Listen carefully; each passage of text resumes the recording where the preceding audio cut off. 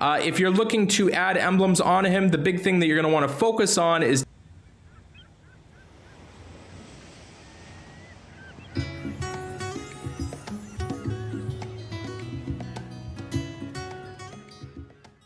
Hey, thanks so much for checking out the channel. If you're curious about any other hero in Empires and Puzzles, you can view my website at anchorgame.com. There you will find I have graded every single hero with a calibrated team of graders. This resource will always be free. Thinking about supporting the hero grades and the breakdown videos? You're welcome to donate. Otherwise, feel free to share this resource with a friend. I have my exclusive line group called Anchor Cove, where you gain access to myself and tons of other experienced players with on-demand information and resources. If that piques your interest, all that information is on the opening page of my website with a short video. Let me dive into today's hero breakdown. Hey, thanks so much for checking out the channel. Today we're doing a brand new hero breakdown on Sir Lancelot. He's got 756 on his attack, 533 on his defense, and 1043 on his health. Statistically, the attack power is amazing. I really appreciate that, especially in a 4-star. Defense is extremely pathetic. I don't know what went wrong there. And he's got 1043 on his health, which is not that great.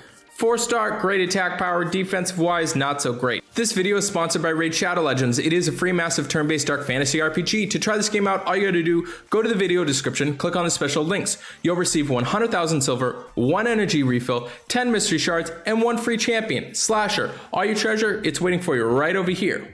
He is running at fast speed. He's part of the Knights of Avalon event, which means he gives you a bonus. Anywhere between 2 to 3, 4, 5 heroes, you get anywhere between 5% and 20% critical chance, and anywhere between 4% and 13% extra healing.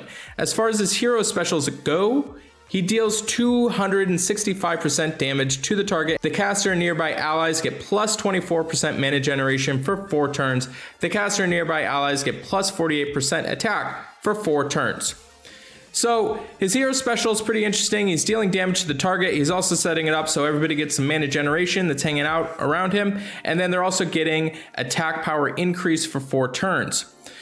He is a fighter class hero, which means that he comes back from the dead. He can end up hitting and doing his hero special, which is pretty awesome. I love fighter emblems on heroes. If you're looking to add emblems on him, the big thing that you're going to want to focus on is definitely going to be his defense. That's really bad. But if you're more focusing on him in the events, which definitely could be the case, you're going to want to definitely spruce up that attack power as much as possible. You're not really too worried about him living because you really just need him for the attack power if you're trying to get really, really high scores in the events. When we look at his Titan grade, he is going to get an A- grade.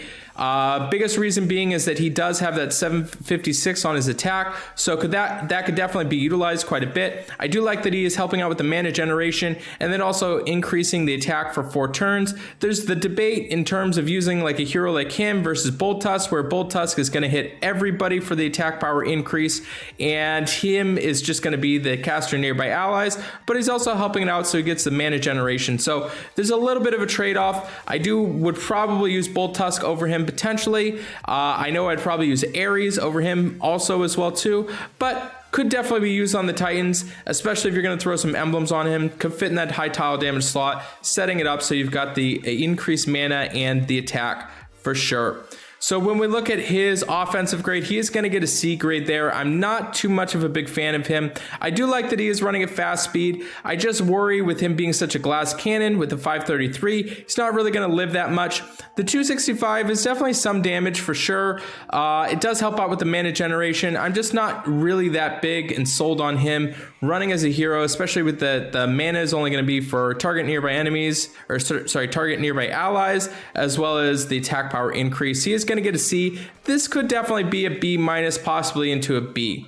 When we look at him defensively, he is going to get a B- as far as the tank grade goes. Reason being, obviously, it's pretty pathetic as far as his defensive stats, but I do like his hero specials running at a tank, being able to deal damage to target, and then also setting it up so that they're getting mana generation and also increase on the attack, all running at fast speed. I could see him being used. Possibly, he's going to be a B- in the tank.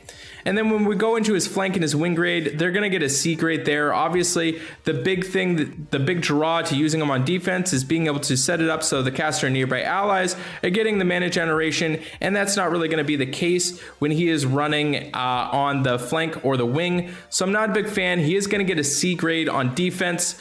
Probably a lot better heroes that you could pick. Now, when we look into his weekly raid grade, again, we compare these weekly raid grades against other 4 stars, whereas the other predictions are more based on 5 stars and 4 stars, but these weekly raid grades are for 4 stars specific. So on rush attack, he is going to get a B grade. Obviously now switching from fast to very fast, not that much of a big difference. I think that there's a little bit better heroes that you could be using instead. Still an okay hero to use. He is going to get a B grade. On his buff grade though, he is going to get an A. This is definitely close to an A+, setting it up so he's going to get mana generation, also giving caster nearby allies increased attack, all running at fast speed. Could be used on buff attack for sure. I do like this hero there. And when we look at his bloody battle grade, he is going to get a B. This is definitely close to a B+ potentially. With him running at fast speed, he's just dealing damage to the target nearby enemies and then also setting up so they're all going to be getting the attack power around him. So he is going to get an overall grade of a B. I'm not really too stoked on what Sir Lancelot brings. Maybe there is some usability. The mana generation is nice. I know I'm probably going to get flagged in the comments. I just have never really used him that much. Now, where he does shine a tremendous amount is going to be in the events. You can definitely use him, pair him with some medium potions as well as a mana potion, and cut down on the amount of potions that you're using when you're going through the events and running at a fast speed. So he is an absolute powerhouse in the events, but other than that, probably not that much. So thanks so much for watching this content. Please make sure you subscribe, you turn those notifications on, and I'll see you on the next video.